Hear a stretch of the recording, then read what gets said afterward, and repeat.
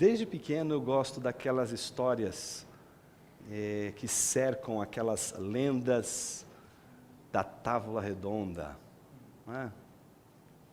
Grande Arthur, rei Arthur.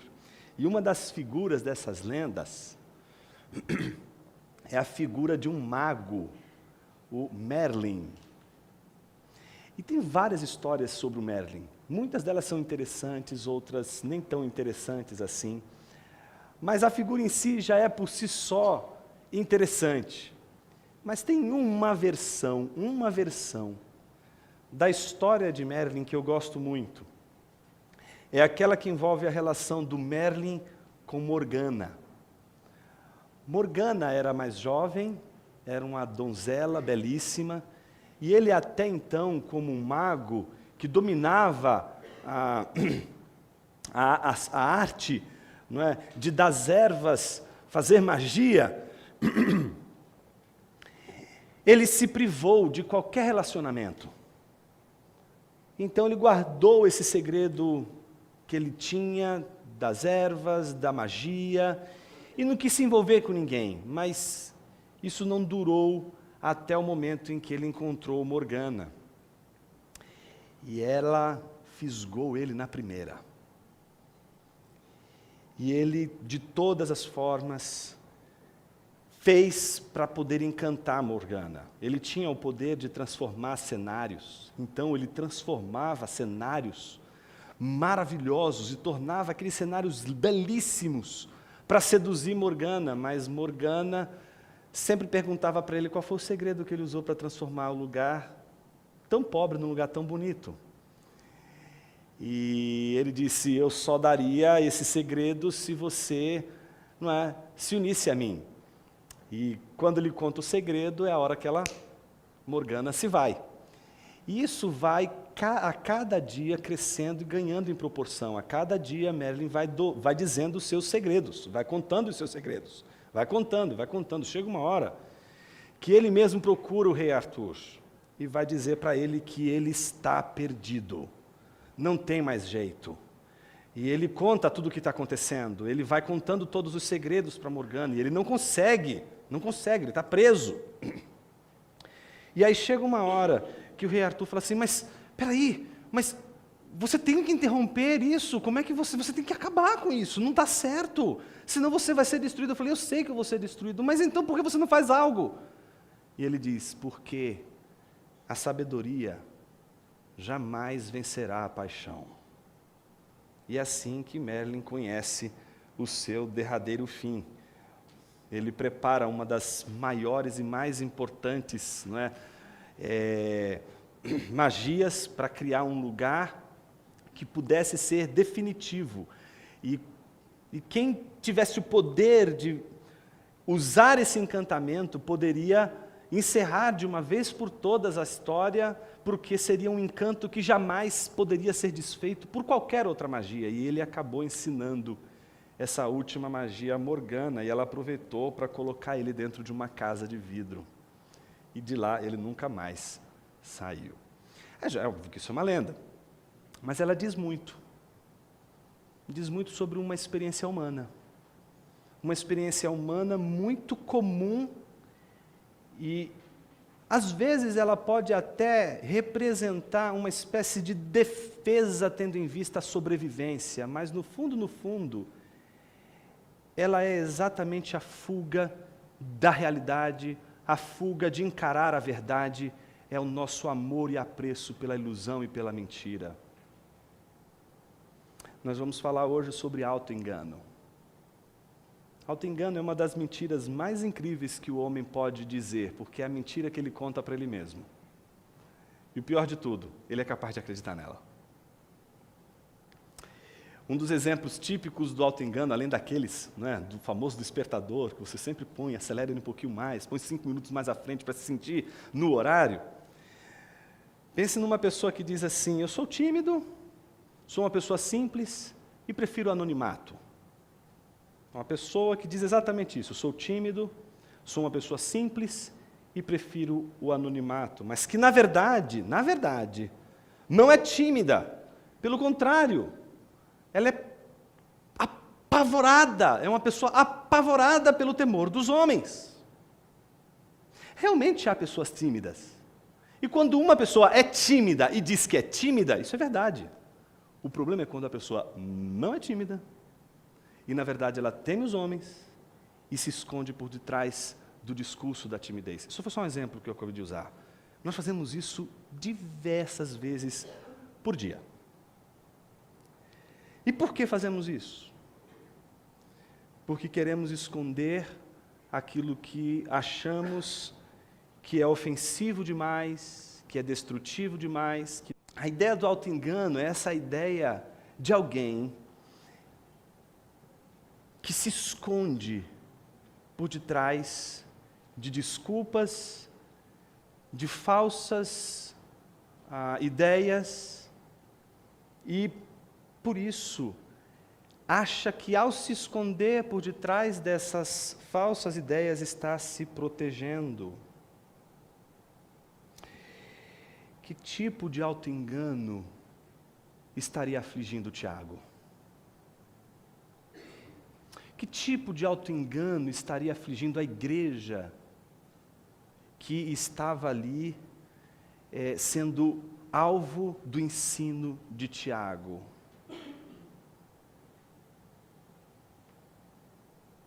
A gente sabe, por conta dos versículos 13 a 15, qual é o motivo. E a gente viu isso no finalzinho do sermão no domingo passado, que diz assim: quando tentado, ninguém deve dizer, sou tentado por Deus, pois Deus não pode ser tentado pelo mal e a ninguém tenta. Mas cada um é tentado quando atraído e seduzido por seu próprio desejo. Então, o desejo, tendo concebido, dá à luz o pecado, e o pecado, após se consumar, gera a morte. Então, o que a gente vê, em primeiro lugar, é uma tentativa de auto-engano no que diz respeito às provações. O auto-engano que diz respeito àquele que, no meio da provação, pode vivenciar uma coisa chamada tentação, e no meio da tentação, dizer que é obra do Senhor. O auto-engano é a capacidade daquele que, na tentação, não consegue enxergar que a origem da tentação é ele mesmo e não Deus. De que não é Deus que o tenta, de que Deus não tenta ninguém, de que Deus não estaria por detrás da sua tentação como ele acha que está. Então parece que Tiago está preocupado com o auto-engano de uma igreja que no meio da provação é tentada, e ao ser tentada acha que, assim como a provação veio de Deus, a tentação também viria de Deus. Bem, resposta errada. Não é porque a provação, e toda a provação vem de Deus, que toda a tentação que acompanha a provação viria de Deus. A provação, como nós vimos na semana passada, ela é algo bom e por isso vem de Deus. Deve ser, portanto, motivo de alegria, por isso considerem motivo de alegria o terdes de passar por provações. Então a provação em si provém de Deus, vem de Deus, procede de Deus, e por isso ela é boa. A tentação parece que não. Como a gente viu nos versículos 13 a 15, em especial, o versículo 14 e 15 diz: cada um é tentado quando atraído e seduzido por seu próprio desejo. Parece que Tiago faz questão de distinguir, dentro da provação, aquilo que seria de Deus e aquilo que não provém de Deus. Aquilo que na provação parece nos conduzir para o mal, para a destruição, aquilo que na provação parece nos roubar a alegria, nos tirar o prumo. Tiago parece estar dizendo, não vem de Deus.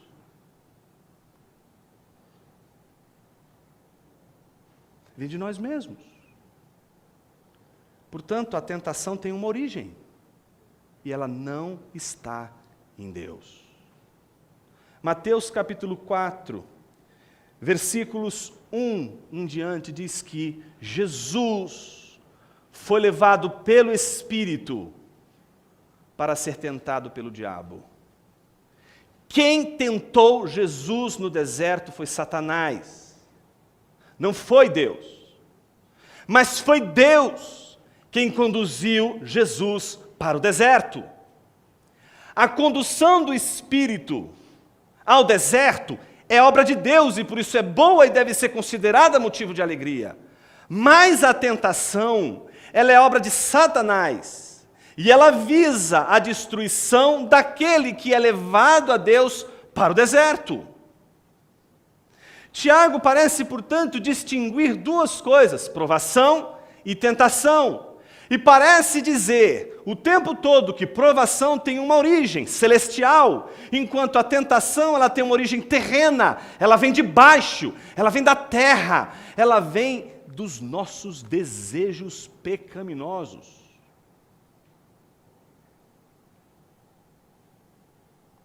Portanto, nós mesmos somos a origem da tentação. Mas nós podemos, na hora da tentação, cair no engano e representarmos o auto-engano que está presente na nossa origem humana, na nossa origem adâmica.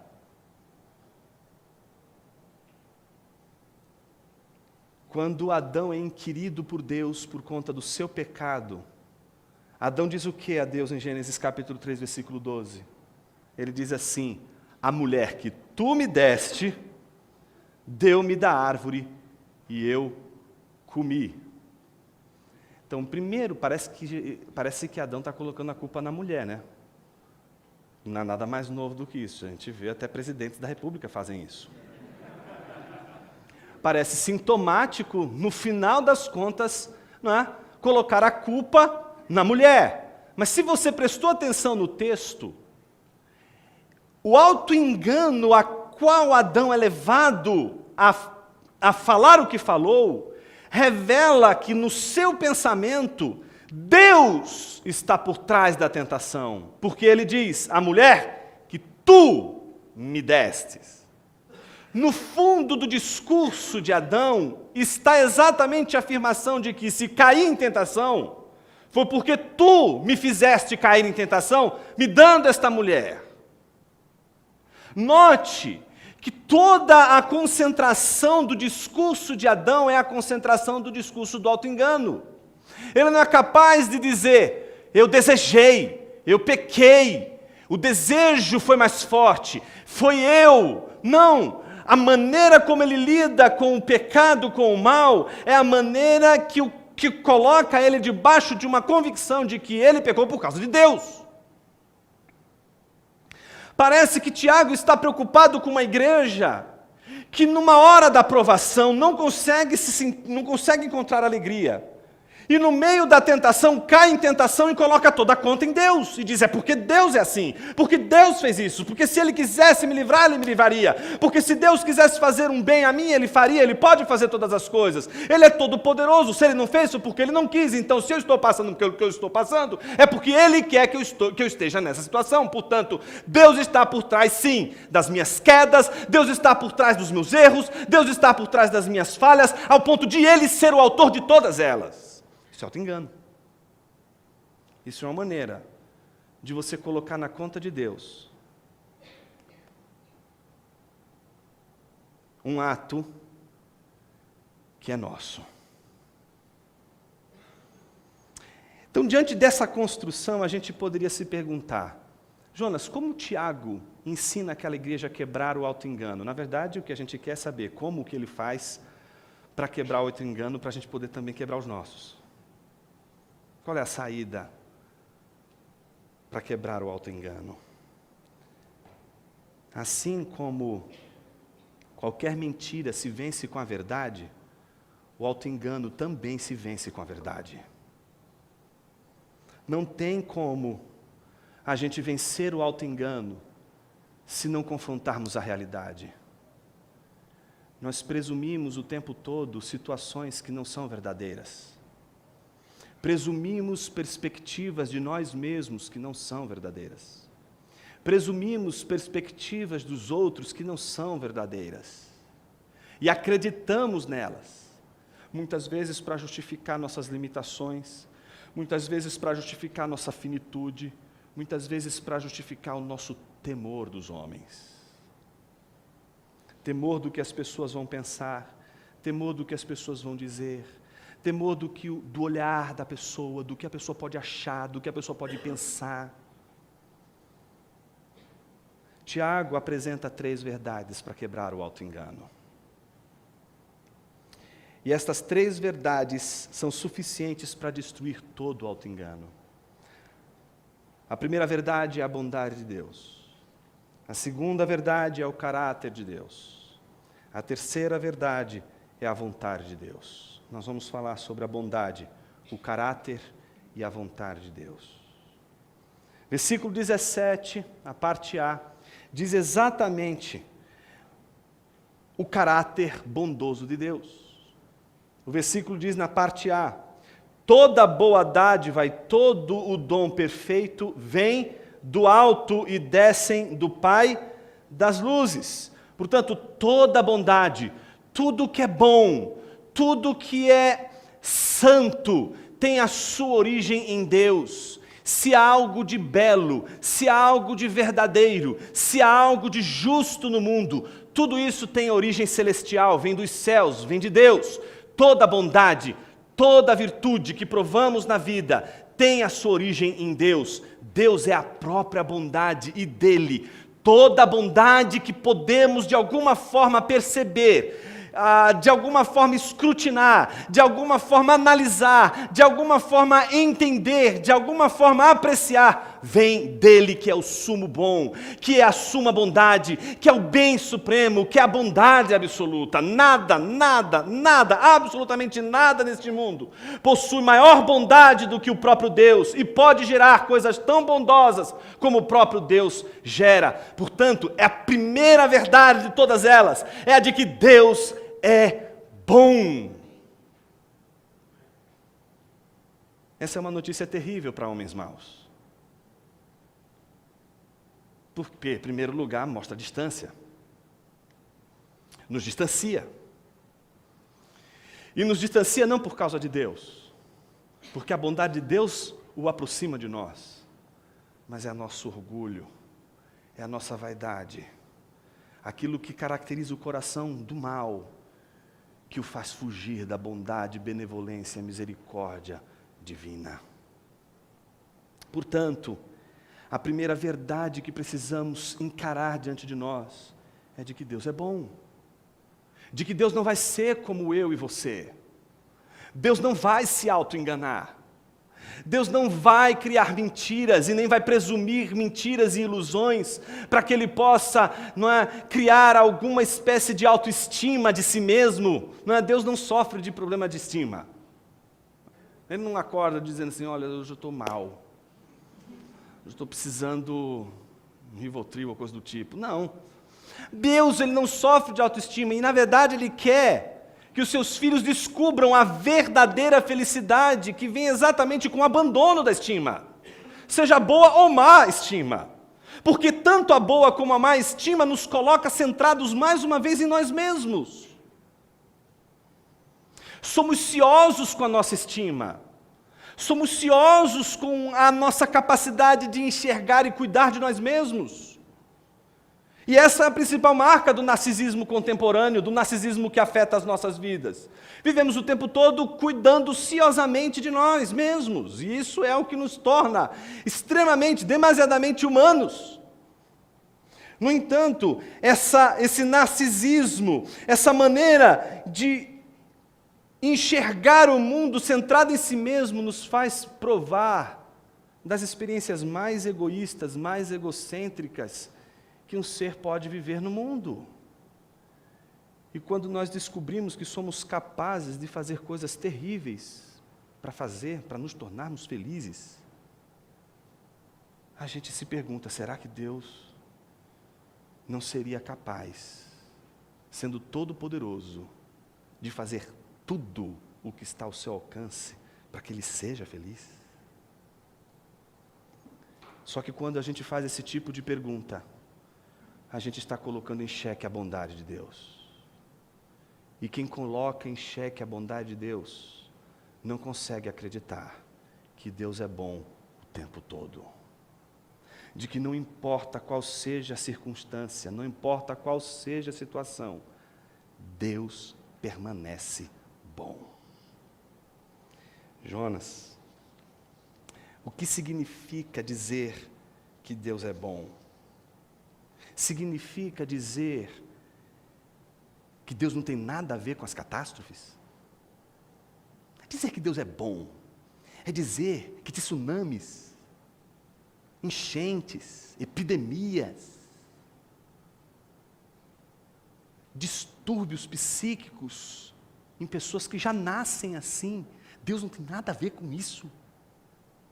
Dizer que Deus é bom é dizer que tudo o que acontece nesse mundo de mal, tudo o que está acontecendo nesse mundo, é alheio à vontade de Deus, como se as coisas estivessem acontecendo contra gosto, como se o mal estivesse acontecendo diante de Deus, como se ele tivesse assim, eu não queria que isso acontecesse, mas eu posso até livrar, mas não tem como, eu vou deixar. Muitos, por conta disso, preferem dizer que Deus é o autor do mal, sim. Muitos preferem dizer, não, Deus é o autor do mal, e ainda usam um texto bíblico. Porque crente tem que fazer tudo com base bíblica. Até pecar, tem que pecar com base bíblica. E o maior de todos os pecados, quer falar mal de Deus, ele tem que também, para falar mal de Deus, usar a base bíblica. E ele vai usar o texto de Isaías, capítulo 45, versículos 6 e 7, que diz que Deus, não é? Eu, Senhor, faço todas as coisas, eu faço o bem, eu faço o mal. E aí a pessoa, ela já vai ali, é um filósofo, né? Já lendo aquele texto, e achando que quem escreveu aquele texto é um filósofo, e que quando fala ali do mal, fala do mal ontológico, não é? Do mal como um ser, do mal como algo que acontece e que tem um domínio sobre o mundo. Gente, o que está ali naquele texto não tem nada a ver com isso. Imagine você que o texto está falando ali não é, em primeiro lugar, do mal moral. O que é um mal moral? Por exemplo, quando você olha para Auschwitz, você está diante do mal moral. Quando você olha para Brasília, ali é a encarnação do mal moral. E por isso é imoral e amoral. Mas é. Então, o mal moral é o mal que os homens causam por causa de seus desejos pecaminosos. Mas não existe só o mal moral, existe o mal, por exemplo, natural. Uma catástrofe, um prédio que desaba, uma epidemia. Tudo isso representa também um mal. Então, quando nós nos perguntamos quem é a causa do mal moral, nós conseguimos responder: são os homens, seus desejos pecaminosos, porque o homem é mau, a origem da maldade está no próprio homem. Mas e quando se trata de males naturais? Será que todos os acontecimentos desse mundo estão tão distantes assim da mão soberana de Deus, ao ponto de Deus não ter nenhum envolvimento com absolutamente nada do que acontece nesse mundo, como se houvessem coisas que acontecessem e que Deus está assim fazendo vistas grossas? Vai, aproveita aí que eu não estou olhando. Isso seria o maior exemplo de auto-engano.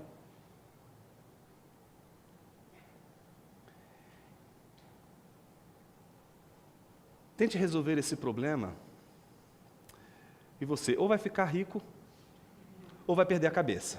Eu acho que você vai perder a cabeça. Não dá para a gente resolver essa questão, porque ela exige muito mais do que inteligência. Ela exige que sejamos aquilo que jamais seremos: Deus. Não conseguimos enxergar o mundo como Deus enxerga. E por isso a gente pode dizer que algo é mal, quando na verdade é bom. Nós podemos chamar de ruim aquilo que, num determinado ponto de vista, considerando o todo que não estamos conseguindo enxergar, na verdade aquilo que parece ser tão mal, é na verdade um bem. E não conseguimos enxergar o bem porque nem tudo aquilo que poderíamos enxergar está a nosso dispor. Estamos, portanto, diante de um mistério. Mas existem aqueles que não se contentam com o mistério. Querem uma solução para o problema.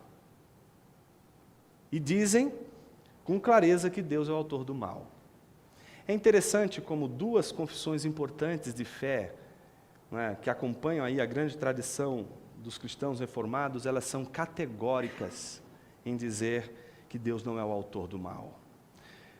Uma confissão importante, que é a Confissão de Fé de Westminster, de 1646, diz assim: desde toda a eternidade, Deus, pelo muito sábio e santo conselho da sua própria vontade, ordenou, livre e inalteravelmente, tudo quanto acontece, porém de modo que nem Deus é autor do pecado, nem violentada é a vontade da criatura, nem é tirada a liberdade ou contingência das causas secundárias antes estabelecidas. A nossa Confissão de Fé Batista, de 1689, diz absolutamente a mesma coisa, com alguma diferença aí.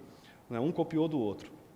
Deus decretou em si mesmo, desde toda a eternidade, pelo seu muito sábio e santo conselho, de sua própria vontade, livre e imutavelmente todas as coisas, seja o que for que venha acontecer, ainda assim, de modo que nem Deus é o autor do pecado, nem tem comunhão com algo assim, nem é violentada a vontade da criatura, nem ainda é eliminada a liberdade ou contingência das causas secundárias antes estabelecidas, nas quais demonstra-se sua sabedoria em dispor todas as coisas, e poder e fidelidade em fazer cumprir seu decreto. Sabemos que todas as coisas que acontecem, estão debaixo do desígnio de Deus. Mas quando coisas ruins nos acontecem, a primeira tentação que nós temos é a de colocar a culpa em Deus. Porque sabemos que todas as coisas estão debaixo de sua mão. Por isso, esta dificuldade que estou tratando aqui não é a dificuldade de ateus. Ateus não sofrem disso. Sofrem de outros distúrbios, muito mais complicados. Eu estou me referindo a um tipo de problema que somente crentes têm. Ateus não sabem o que é isso. Eu estou me referindo àqueles que diante da palavra de Deus não conseguem negar duas verdades importantíssimas: de que Deus é todo-poderoso, mas de que Ele é todo amoroso. De que Deus ele é bondoso, supremamente bom, supremamente amoroso, e não há nada na sua natureza que lhe imponha limites de poder e limites de amor. É por isso que nenhum crente, diante do problema do mal, poderia se furtar da angústia, porque não é duvidar do mal, não consegue duvidar da bondade e do poder de Deus. E diante do problema do mal se faz a pergunta: por que o mal existe?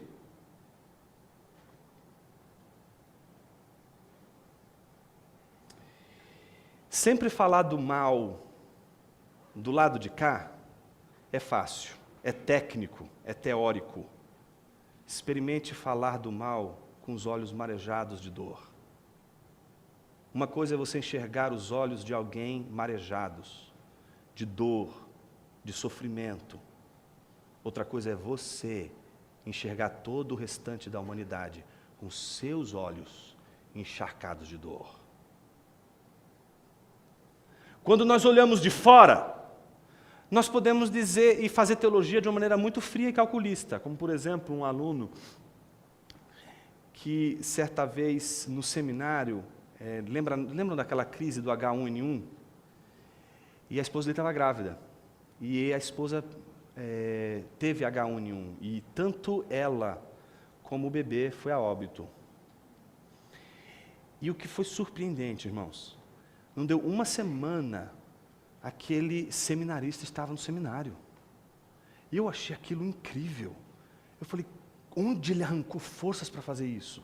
Mas se você me perguntar se ele chegou ali feliz, ele não chegou. Ele chegou destruído, devastado. Você olhava para ele, estava destruído. O semblante dele não era de alegria. Ele nitidamente estava se arrastando para ir no seminário. E eu achei aquilo uma das demonstrações mais incríveis de resiliência.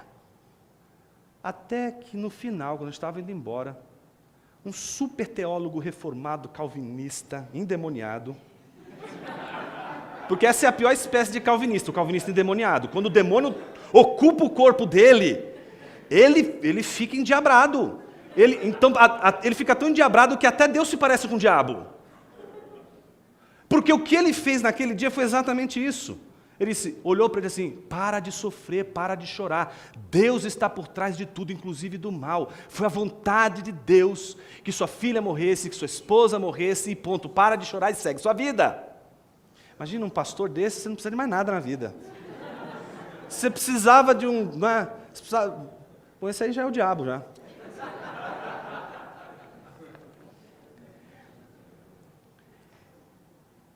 Às vezes, quando diante de uma situação como essa, eu fico me perguntando como a gente não consegue ficar quieto. Como a gente não consegue dizer, cara, eu não sei. Eu não sei porque eu estou sendo tentado.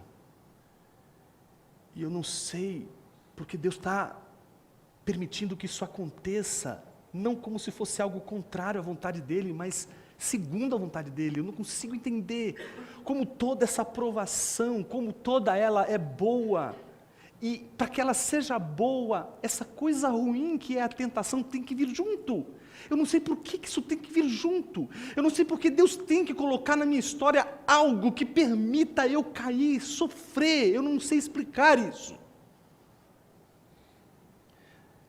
Então, muitas pessoas elas acabam falando. E essas são as piores pessoas para você sentar se você estiver enlutado. Se você estiver enlutado, corra dessas pessoas. Elas vão ter palavras quando elas deveriam ter abraço. Elas vão ter teologia quando elas deveriam ler a Bíblia.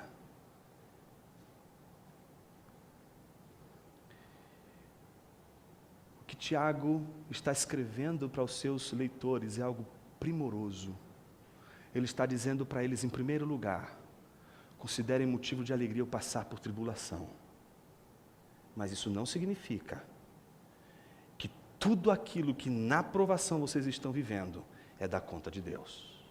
Se vocês estão caindo em tentação, se vocês estão cedendo às fraquezas, se vocês na hora que tinham que permanecer resilientes não estão permanecendo resilientes, não coloquem a culpa em Deus. Essa culpa não pertence a Deus. Deus não é autor do mal e tudo que procede dele é bom. Tudo que vem dele é bom. Se há algo ruim e se esse algo ruim está sendo vivenciado em sua vida por tentação, o próprio Tiago faz questão de dizer, isso é fruto do seu próprio desejo, e então o desejo concebido dá a luz ao pecado, e o pecado após se consumar gera morte, e morte aqui é cegueira. É o sujeito que não consegue sair do dilema, ele está cego, é como Merlin, está cego, não consegue sair da cegueira, não consegue se livrar da cegueira, não consegue se livrar daquilo se não for ajudado, se não for auxiliado, se não for agraciado por Deus. Não podemos nos livrar das tentações, por isso a nossa oração, desde a oração dominical é uma só: livrai-nos do mal, que o Senhor não nos deixe cair em tentação, é Ele quem deve nos permitir, é Ele que deve cuidar de nós, porque sem a sua graça vamos cair em tentação. Não fomos projetados para a sua glória, fomos projetados para provar dos benefícios da sua glória, mas caídos, não conseguimos mais reverberar essa projeção inicial, e tudo aquilo que projetamos é para o mal. E se provamos da graça de Deus, se provamos da bênção de Deus, então conseguimos resistir às tentações. Por isso que isso nos leva à segunda pergunta, porque já sabemos que Deus é bom, e não adianta colocar a culpa em Deus dizendo que Deus é o autor do mal, porque Deus não é o autor do mal. E não podemos dizer que Deus é o autor do mal, não é por uma questão lógica, é porque está na Bíblia. Tem pastores, inclusive em nossos dias, que para tentar resolver essa equação, né, bondade de Deus, onipotência de Deus e o mal, eles dizem assim, bom, não dá para ficar com os três, a gente tem que ficar só com dois. Então não dá para eliminar o mal, porque você dá um murro na cara dele, ele já vai descobrir na hora que o mal existe e ele não vai poder mais duvidar do mal. Então o mal tem que existir. É a primeira coisa que ele sabe que existe de verdade, né? Então ele não pode duvidar do mal. Aí ele vai ter que abrir mão ou da bondade ou da onipotência. Se ele abre mão, por exemplo, da bondade de Deus, ele fica um Deus todo-poderoso sem amor. Fica igual essa mensagem desse calvinista endemoniado. Mas tem o outro lado. Ele pode abrir mão da onipotência e Deus ser aquele ser amoroso que vai dizer para você na sua luta, eu estarei contigo, mesmo que eu não possa fazer nada por você. Um Deus assim você não precisa. Deus já te deu amigos. Deus já te deu a igreja.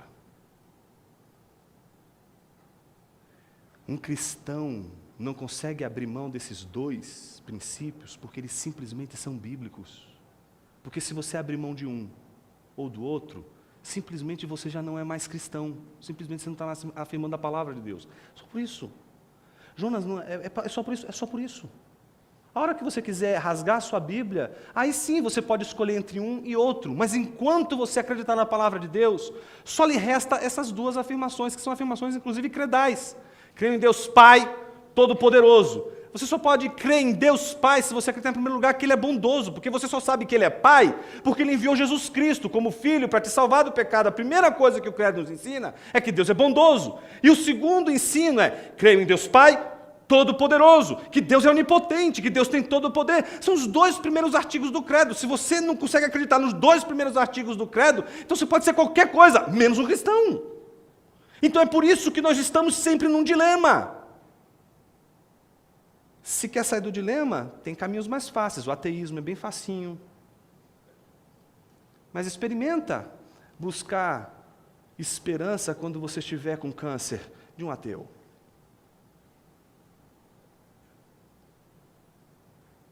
É interessante como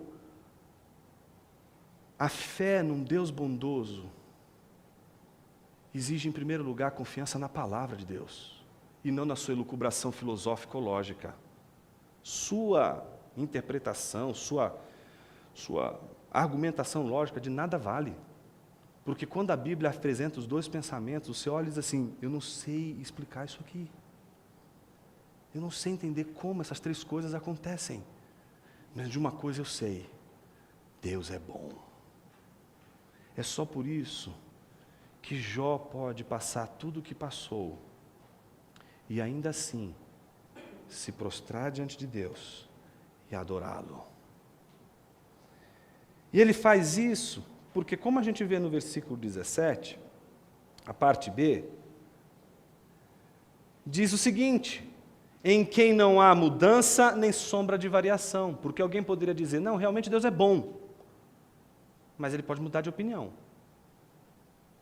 O segundo argumento de Tiago é de que você precisa crer que a verdade máxima que a Bíblia ensina é que Deus é bom.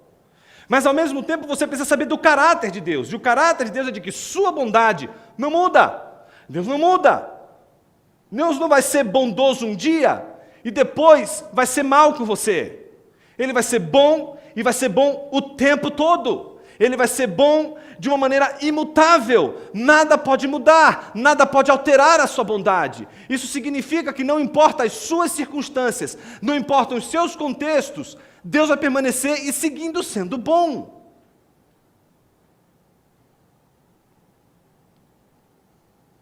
Então, uma vez que Deus é bom, e Ele é constantemente bom, só resta a Tiago apresentar o último argumento, que é um argumento que responde a essa estrutura cíclica do pensamento de Tiago, que é o versículo 18, que diz, segundo sua vontade, Ele nos gerou para a palavra da verdade, para que fôssemos como os primeiros frutos de suas criaturas. Como que Tiago resolve toda a questão? Se num primeiro momento a gente aprende que Deus é bom, no segundo momento a gente aprende que Ele não muda, isso significa que Ele vai seguir sendo bom, mas ele conclui dizendo que Deus sempre deseja o bem, é da vontade de Deus, é do desejo de Deus, é da vontade dEle. E aqui, meus irmãos, a gente precisa entender que Deus não é manipulado por ninguém. Você não pode manipular Deus. Você não pode surpreender Deus. Sabe, tipo, te peguei. Não, você não pode fazer isso com Deus. Entendeu? Te surpreendi, fiz uma coisa maravilhosa que você não esperava, tá vendo? Fui humilde quando você achava que eu não seria. Você não vai fazer nada disso com Deus, porque quando você fizer isso, você fala assim, claro que eu sei. Você só foi humilde por causa da graça. Isso foi eu que te dei. Então, não só a gente sabe que Deus é bondoso e que a gente não pode fugir ao seu escrutínio, ao seu olhar, não podemos surpreender Deus, não podemos fazer nada que Ele não possa saber, e por isso não podemos manipular, não podemos jogar com Deus, não podemos fazer com que a vontade de Deus seja convertida à nossa vontade. Então essa é uma péssima notícia para quem acredita na teologia da prosperidade. Não dá para fazer negócio com Deus, está entendendo? Você não vai ter nada que ofereça que faça os olhos de Deus brilhar. Senhor, eu tenho uma coisa, um negócio muito incrível para fazer com o Senhor. Se o Senhor me abençoar, eu vou te dar algo maravilhoso. Você acha que tem algo interessante em você assim? Você tem um olhar muito assim, otimista com relação a você.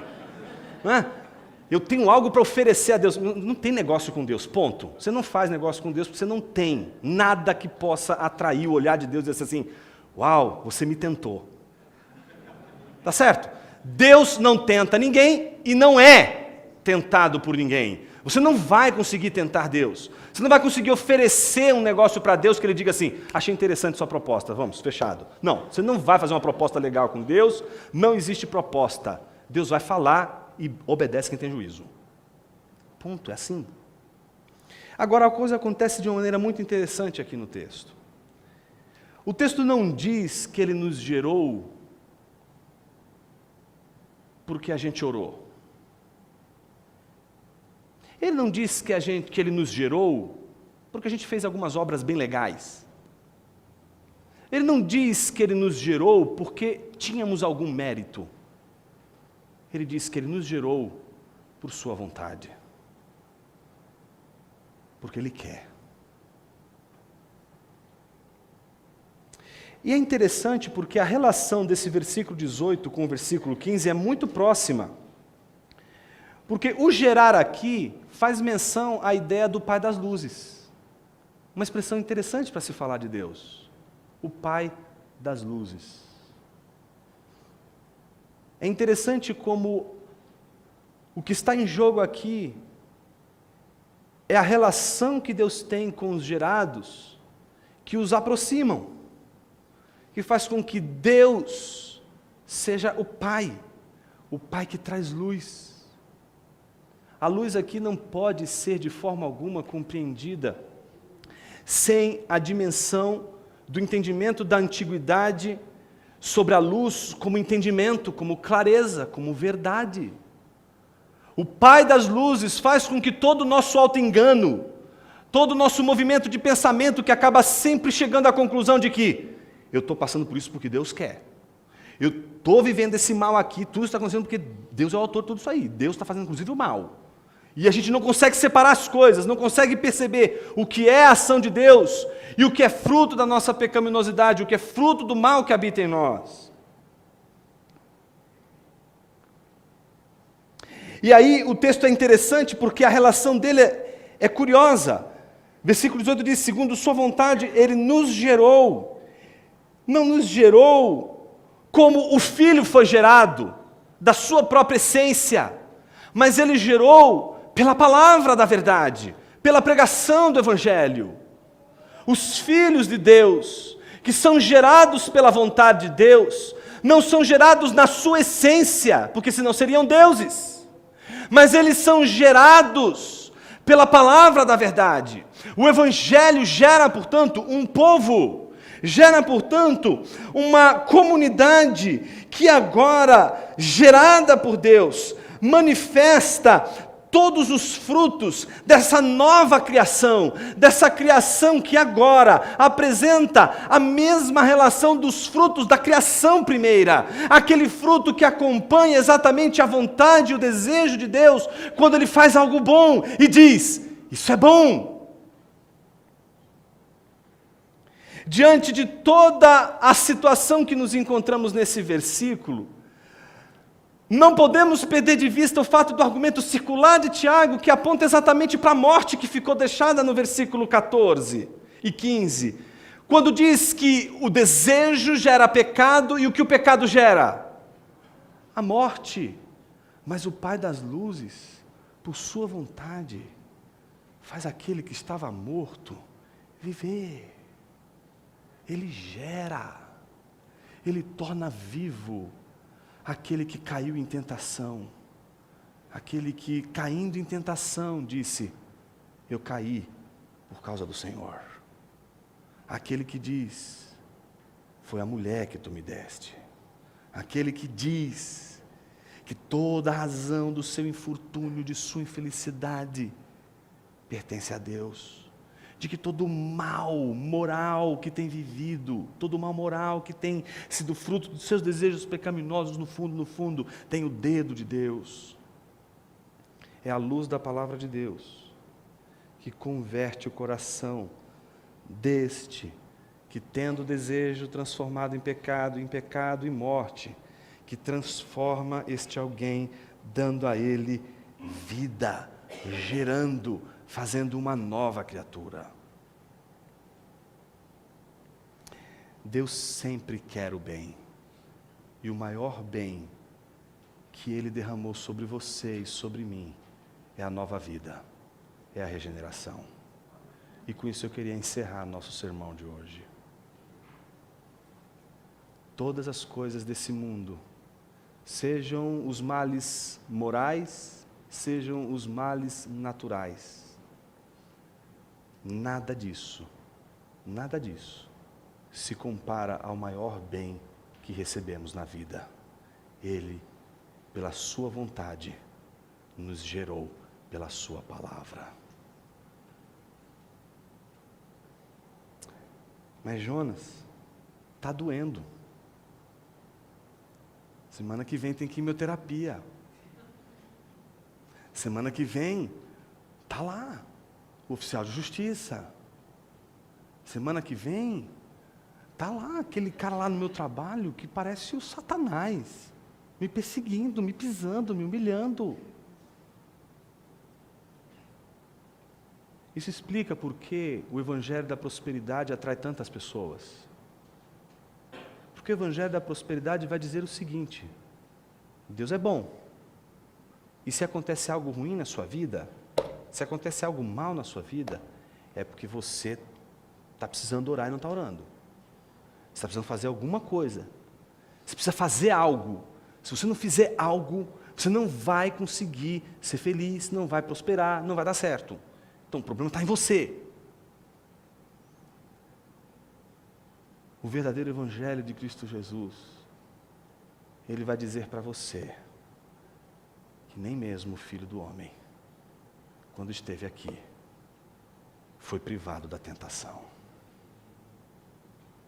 Por que você deveria ser privado das tentações? Se o Filho do Homem passou por provações, por que deveríamos evitar as provações? Parece que há algo importante na história de Deus com toda a humanidade, que sempre vai envolver provação e tentação. A provação vai ser sempre algo bom, vai ser sempre algo que Deus vai fazer, mas esconde um mistério incrível. Não sabemos o porquê Deus faz isso. Por que Deus manda um cara sair de uma terra para outra terra, faz uma promessa para ele, dizendo, conta as estrelas, não conseguiu contar? Pois é, assim será toda a sua geração. Você terá um filho, e esse filho vai gerar tudo isso. Ele sendo casado com uma mulher estéril, passando o tempo, quase desacreditado de tudo, resolveu improvisar, e é isso que a gente faz, a gente tenta improvisar. Acho que está demorando muito, a gente não aguenta e cai em tentação. E aí Deus vai e diz, mas por que você fez isso? Não é Ele, você precisa continuar crendo, eu te fiz uma promessa.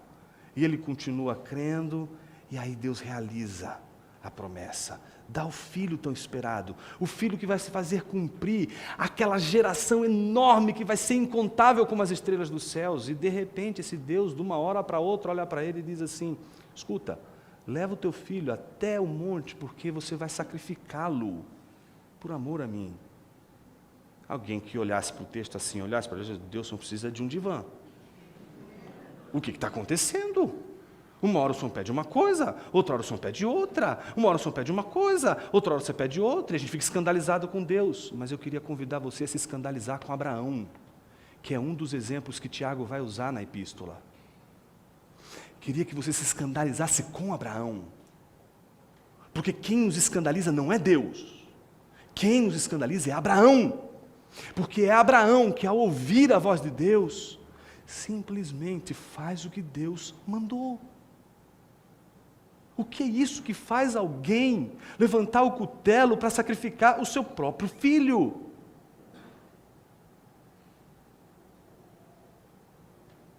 Se não uma fé verdadeira de que Deus é bom, de que Ele é provedor, e que por detrás das cenas mais terríveis, mais esquisitas do mundo, está ali a bondosa mão de Deus provendo todas as coisas para a sua glória. O Evangelho, meus irmãos, nos faz enxergar o sofrimento e os males que vivemos, bem como as tentações, com outros olhos. Faz a gente descobrir que a tentação, ela é necessária para mostrar o tempo todo o quanto dependemos da graça de Deus.